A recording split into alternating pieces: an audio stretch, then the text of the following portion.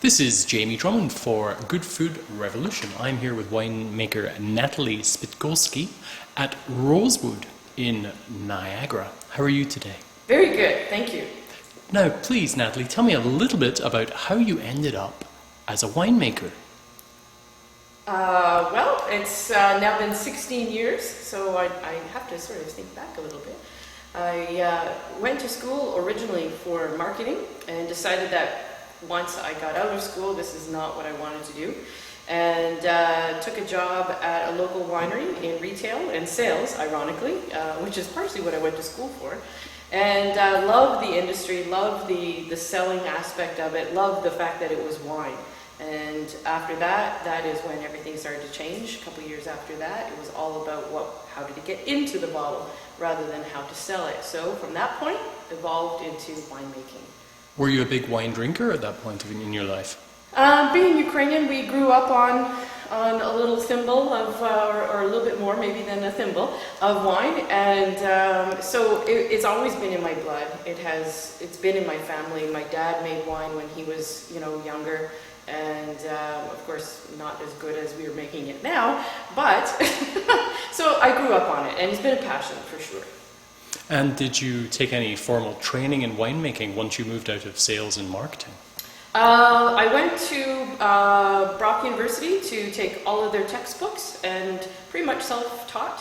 I also took the sommelier program at George Brown and have now been doing harvest for 15 years, doing all the lab work, doing all the tastings and the trials and on and on. And so one thing led to another. One door opened, one door closed, one door opened, one door closed, and here I am. So, now, previous to you being at Rosewood, where were you making wine before? Before here, I was at Angels Gate Winery. I was also at Stroon Winery. I was also at Creekside for a bit, and Vineland Estates. So you've basically been all over the place in Niagara. Well, I have been all over, and I'm a local girl, locally raised, so I have a very good handle on the climate, the soil, the texture, what Mother Nature gives us year after year. It's not something that you can rely on, and the textbooks tell you one thing, but then all of a sudden it's dry for 6 weeks now. We haven't had any rain. Now what? How does that evolve? How does that change the grapes? And so I have been around, and there is benefits to being around and to be working with other winemakers in the area. How would you describe your winemaking philosophy and the house style of Rosewood? It's very fruit forward. I try to allow every vintage to speak for itself and to embrace that vintage with oak and have that then be the underlying factor rather than the dominant factor. Allow each variety to speak for itself, and those true fruit characteristics to be able to express itself, whether it's a dry vintage or a wet vintage or anywhere in between, and then have the oaking to give it some mid-palate as well, and length and extra texture. And that's what the barrels do for us here. I have noticed over the past couple of years you have been doing a number of experiments with natural ferments. Would you mind explaining exactly what a natural ferment is and what attracts you towards this winemaking style? Natural fermentation is when the berries every berry has its own yeast on the cluster, on each individual berry. And so when that is in contact with the juice that is on the inside of the berry, it then starts to ferment. So we have an option as winemakers to use Mother Nature's yeast, which is on the grapes, or have a commercial yeast introduced into the winemaking process.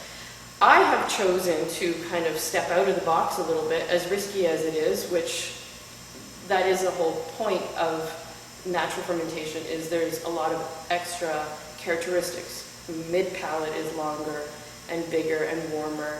It ferments a little bit drier. There's almost some sugars that ferment to completion.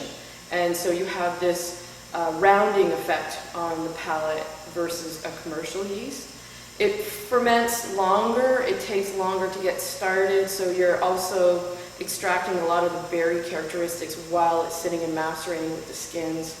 And then it ferments a lot longer than what a commercial yeast would. So again, it's just a whole longer process where Mother Nature is, adding a little bit here and a little bit there throughout that time process, rather than with a commercial yeast, it's a little bit faster. It's definitely more reliable than a natural fermentation. There's a lot of risk involved in doing a natural fermentation. A lot of things can go wrong. It could create volatile acidity, which is sort of that, the prickliness in a wine. It can get stuck, and now you have a sweet red wine, which maybe for some is great, but most it's not. And it can create really bad off flavor. So there's a lot of risk. So you have to do more babysitting in it. But if you get it right, boy, it's good. Which varietals have performed best with natural fermentation for you at Rosewood? I first started with Merlot in 2006, and that turned out very, very well. So it took 5 days to get fermenting, to get started, and the cap started to rise in a little one-ton tote, and I decided to go beyond that. So the second year in 2007, we did Merlot again, but then I decided that I was going to do Cabernet Franc as well.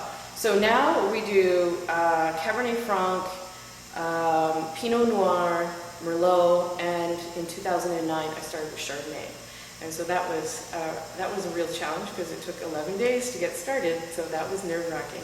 So I was like, it's one of those things. So, yeah, but it's all gone very, very well. So I'm really happy. Now, after making wine for 15, 16 years, when you turned up Rosewood, you started to make honey wine also. How does that differ when it comes down to the winemaking process? How does mead differ? Mead is the winemaking process a little bit similar to white wine. So Eugene brings the honey. Eugene Roman is the owner and second generation beekeeper here at Rosewood.